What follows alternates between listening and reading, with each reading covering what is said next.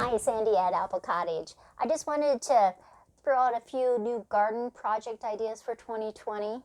I love learning the more about gardens, vegetables, ideas about fruit trees and shrubs, regular trees. I just love that whole learning process. And I want to plan ahead and not forget some of those things that I have been learning for projects for 2020. One of the things I recently learned, I've always grown lilacs. I have 4 different colors of lilacs, but multiple kinds. I have about 6 different kinds, though some of them are basically about the same color.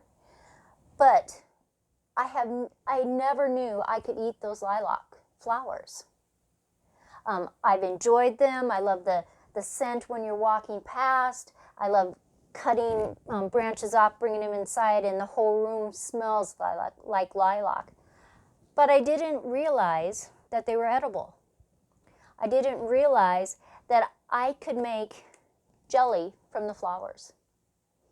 So one of my projects for 2020 is this spring, when my lilacs start to bloom, I am going to make lilac jelly.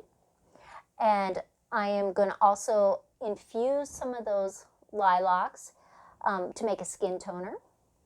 I'm going to mix lilac with honey to make a flavored honey, and you actually don't have to strain it. You can eat those lilac flowers with your honey. I'm going to make lilac syrup for pancakes.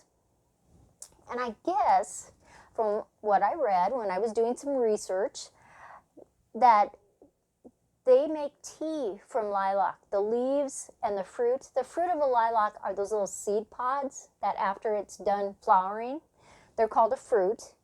And they make a tea that actually is for malaria. Not that I have malaria and I would ever use it, but it can bring down a fever, which I thought was just totally exciting. But that's my projects with lilacs. We're making raised beds. We've got 2 of them finished. We're using 2x8s that are stacked 3 high. Just because I decided that as you age, sometimes it may be easier to garden in raised beds.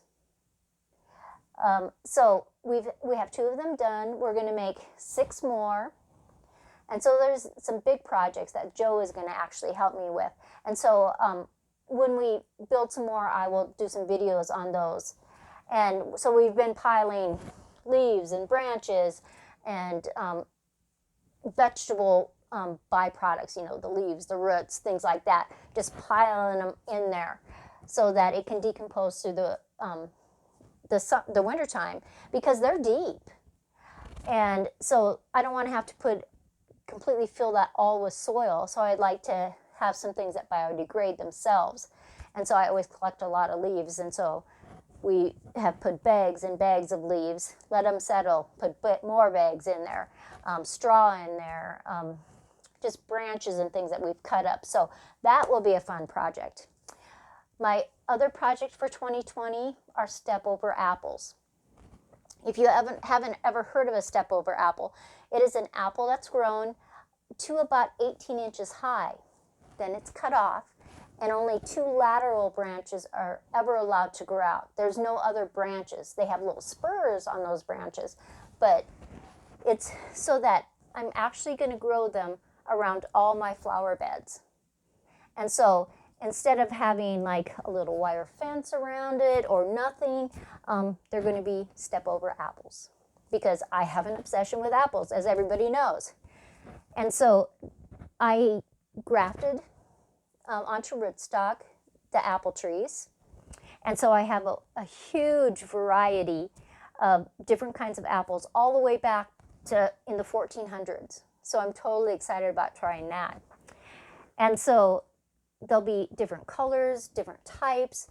And I have a lot of gardens, a lot of flower gardens and a lot of vegetable gardens. And so I have approximately about 75 apple trees that I grafted. And so I am going to make step-over apples all around my yard. So those are my big projects for 2020. I hope you sit back and you think about some things that you can do for projects. If you have some ideas, put them in the comments below so other people can see what you're doing around the country, and maybe they'll be inspired to do those things also. So if you like my videos, subscribe, like, share them on social media with your friends, and have a great day. And this is Sandy at Apple Cottage. Thanks.